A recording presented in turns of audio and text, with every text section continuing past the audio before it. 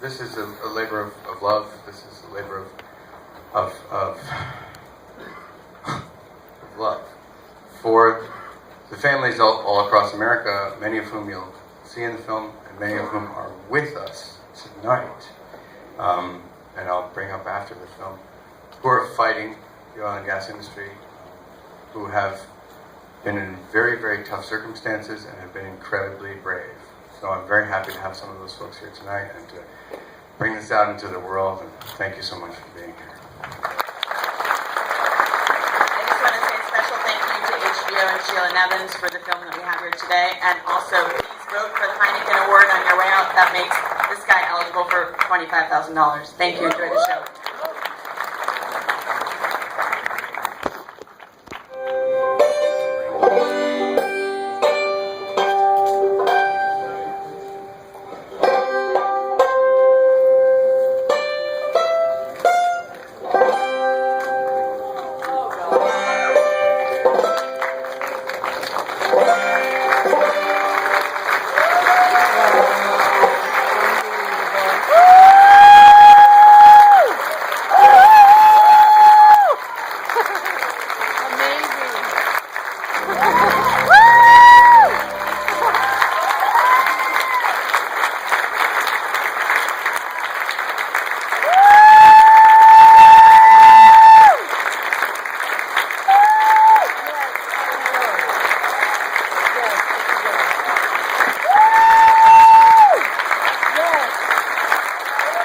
Thank you. Thank you so much. We have very little time for the Q&A, but I need to bring up all the people who are here, who were in the film and who are involved with the film. There are a lot of them here. I don't have a list, so I'm going to do my best to just go through the families who are in the movie.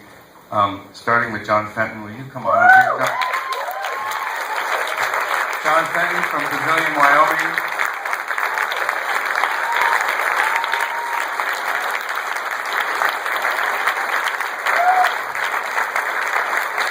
Calvin and Tiffany Tillman from Fish, Texas, and Evangeline Tillman, the brand new Evangeline Tillman.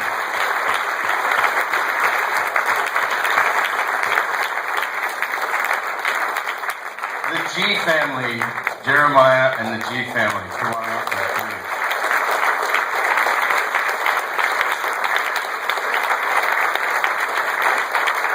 Is Lance Simmons in the house? Lance Simmons, Special Liaison for Intergovernmental Affairs during the Rendell administration. Come on up here. Professor Mark Jacobson from Stanford University, who has written a plan for New York State, for renewable energy for New York State.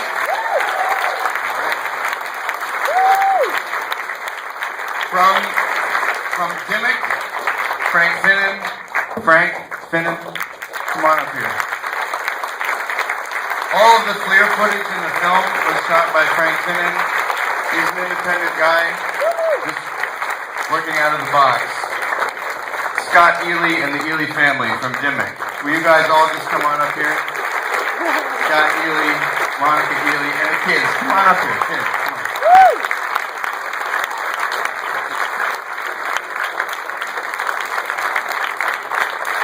And Victoria Schweitzer and Jimmy from Dimmick.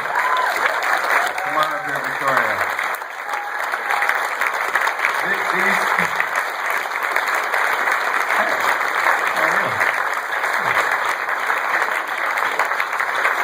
I forget anyone in the movie? Oh my God. Oh my God. Wait a minute. The most persistent people I've ever met in my entire life. Steven Shalalitsky from Texas. Over here. You know they had to wait for a special introduction because they are amazing fighters. All these people are incredible and amazing, brave, fighting people. I'd like to also, it's my special honor tonight to have Congressman Maurice Hinchey in the crowd. Please, Congressman, we all owe you so much.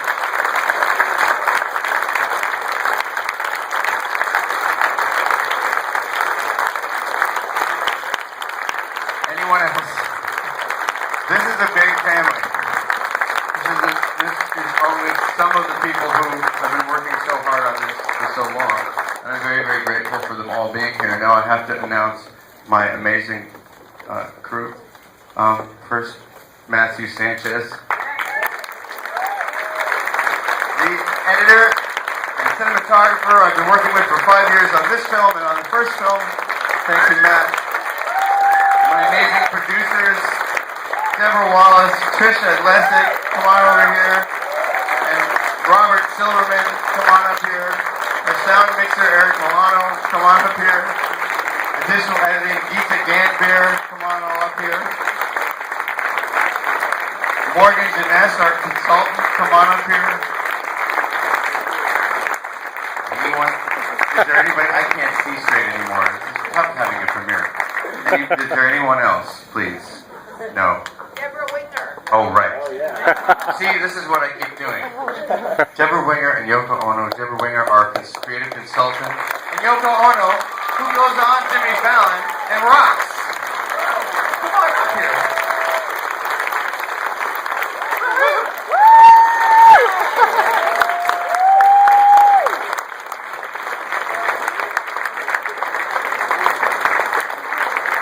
It's a very proud and happy family. I believe that.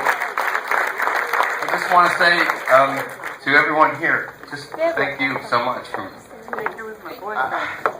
to do this day in and day out and be struggling so hard against the largest industry in the history of the world. It's remarkable, the bravery and the endurance and the steadfastness that it takes to do that. So I hope you like the movie. Thank you so much for doing what you're doing. And what I'm going to try to do is have them answer questions. I'm going to talk a lot throughout the whole next several year on this movie, I'm sure. This is very special to have these people here, but I do believe there's a question from Tribeca first. Sure. Thank you all for sticking around, and thank you all for being here. Josh, I just wanted to ask you a question. Oh my God, stop. Sheila Evans is actually attending a screening. It's like never happens. Sheila Evans and Nancy Abraham from HBO. The whole reason why this has happened. Would you come on up here? Would you please, sir, you have to come up here now. You have to come up here. This is your family. Sheila Evans and Nancy Abraham, who have shaped this film, who have battered and beaten this film into shape, who are two of the most amazing, creative individuals I've ever had the honor to work with in my entire life. They have taught me so much, and they even taught me how to completely space out in a town. Sheila and Nancy, thank you. I thank you. All these people, thank you. Unbelievable. We are going to be on HBO in the summer, and that's amazing because all these stories are going to go into 40 million homes around the United States. Yay! Okay. Someone next time give me a list. Thank you. Okay. Well, I think because we do have a limited amount of time, Josh, would you like to take some questions from the audience quickly? Sure, without a doubt. Who has a question? Raise your hand. And if there are none, that's fine. I doubt that, though. Okay, right here. The Seneca 12. Okay. Dr. Sandra Steingraber, who is one of my, this is what you're talking about, one of my favorite people in the world. Renowned biologist and doctor, author, writer of Living Downstream, is in jail right now for a period of 15 days, along with several other folks, who in New York stood in front of a number of trucks, isn't this right? Yeah. Who were trying to bring natural gas to an underground storage facility. And they were arrested. And Sandra said, I don't really feel like paying a fine. Take me to jail. And she's in jail. I called her up 3 days ago. I said, hey, Sandra, you're coming to the premiere, right? She goes, oh, no, I think I'll probably be in jail. 15 days might seem like a short period of time, but if you've ever been arrested and put in a jail, even an hour is an amazingly long time. And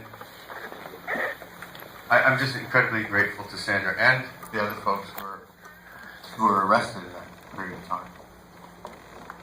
So I just say thank you to Sandra Steinberg and realize that people in New York here have been fighting. It's just remarkable what's happening in New York right now. Absolutely remarkable.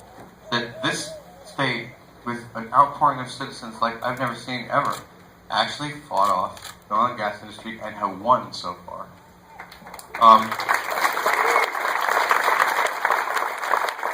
just so Sheila and Nancy don't feel really bad, I forgot my entire family. My mother, my father, and my brother, and my stepmother are all here. Come over here. You guys are in the movie. Michael Fox, Angela Fox, Alexander Fox, Delia Hayes. Never let the director do this, ever. Never let the director do an introduction. All right, so who's got a question for these families? All right, sir. First, thank everybody for being good Americans. I want to ask my question, and shout out to Occupy the Pipeline, which is down the street here on 12th Street, right in our neighborhood. They're bringing in a pipeline. But I want to get some hope out of this film, Josh. Thank you very much. But Mark Jacobson, you said, had a plan for New York State, and I want to hear how we can support it.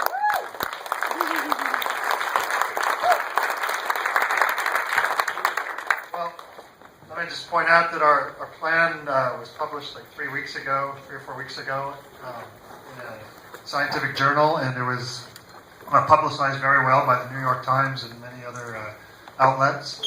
And really, it's a plan to not only, well, first our plan is for New York State, but we're also developing plans for other states in the United States. And it's to replace the energy infrastructure for all purposes, including electricity, transportation, heating and cooling, and industrial processes, with wind, water, and sunlight, and producing electricity and some hydrogen. And it's really a plan that would create jobs as well as reduce air pollution mortalities. And the way to help, there are a lot of ways. Well, first we're trying to get it to policymakers. Policymakers are reading it now, and hopefully they'll do something. But individuals can also help by supporting the right policymakers that will actually be interested in solving this problem. You should also know that this specific plan for New York State, two years ago or so, when the moratorium was lifted in New York, I was talking with some friends and also with Mark Ruffalo, and we were like, what are we going to do? Let's find the best renewable energy plan for New York State and just start working on that.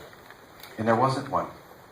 So we asked Mark, because he'd written this plan for the whole United States, and I had interviewed him, would you look at this? And something called the Solutions Project was born, that we are going to start to put out into the world. And when I go on tour with this film, we're going to talk a lot about how we can advocate for these solutions. Two of the people from Solutions Project are here tonight, Marco Propels and John Wang. You guys, come up here anyway. Why not? Pretty soon the whole audience is going to be on the stage, and the press will know that this was all real. But the Solutions Project, look out for that, coming from this amazing group, and we're going to start dealing with that on lots and lots of different levels. I think there was a question here from this gentleman who I recognize. My name is King Dane. That's your Denny. Denny is up northeast of British Columbia. My question is for the people up here who have fought so hard. I come from Northeastern BC, where the largest frack operations on Earth exist. Seabrook, tar sands, largest industrial development on the planet. What lessons do you guys offer us? What hope? What solidarity? What remembrances, cooperation can you give us in Canada? Because we're fighting the same things you guys are. We're tied together now. Pipelines tie us all. So I wanted to ask you, who fought so hard and participated, what you could offer us in terms of learning and memory and lessons that we could go back to our territory and keep fighting in our land. Everybody hear the question? Sorry, I speak low. This is Caleb. He's fighting off fracking in British Columbia. And there's people here from the tar sands, and he's asking these families what they can do, what kind of inspiration, any tips. Okay, so who wants to take a crack at this?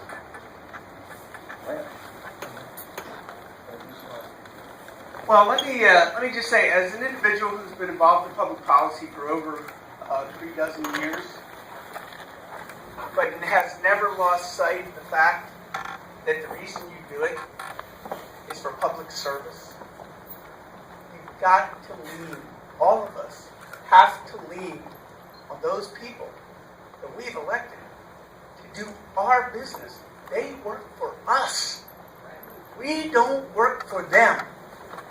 And this attitude that is prevalent, certainly in the politics of this country and also north of the border, is that somehow we're beholden to them. Well, we're not. And we need to put foot down really hard. So make them do their jobs or get somebody else to do it. We don't have any time left, but I want some of the residents to weigh in on this question. How do you stay in this fight? How do you keep positive? How do you not? How do you carry on? I wanted to see if some of the residents would answer some of this question. I think the thing that keeps me going is this extended family that I have, in addition to the family that I look in their eyes every day, and I know that I owe them something more than just making a profit or being sure that we're comfortable when we drive in our cars or fly in our airplanes. I came at this with a lot different opinion than what I have now. And what I've learned, I live on the Northern Arapaho Eastern Shoshone Reservation in Wyoming, is that the traditional teachings of respect for nature, respect for your fellow man, there's something alive that we're responsible for. We don't own this planet. We don't own the ground that we stand on. We're there to steward it for the amount of time that we have. Those are the things that I draw on and realize that no amount of profit is going to buy back the water once it's fouled or the air once it's fouled. And this isn't about the rights of a corporation to make money. This is about the rights of you to drink clean water, to breathe air, the very essentials of life. Those are the things I rely on, the very basic things, because that's really what we're talking about. And I don't have a lot of use for most politicians. I think if you want something done, tell your story. Get your neighbors involved. Once you show them something like this, you can't unsee it. And that's a powerful thing, but it requires you putting yourself out there. And there's a group of people that you can lean on, and every person we add to that just adds to the momentum and the power that we have. And that would be my suggestion.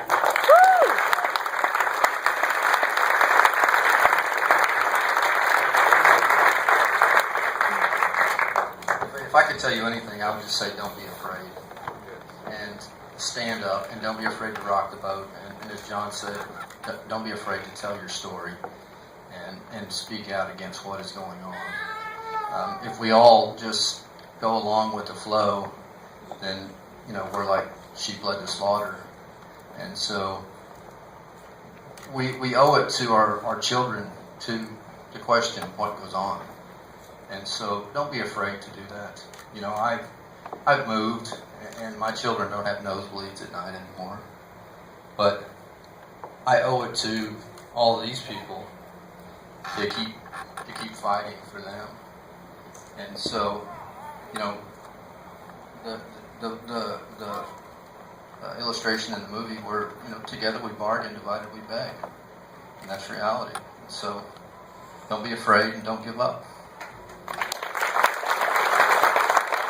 And Calvin Tillman has started an organization called Shale Test, which offers water and air testing to people who can't afford it. And we should put a card in the credits for that if we can. But I think I'm being told we're getting the hook. I thought it was more important to hear from John and Calvin than play a little bit of banjo. It'll have to happen the next time. Right? We gotta go. They're giving me the nod. You're way over time. So I'll play some on YouTube or something. Thank you very much.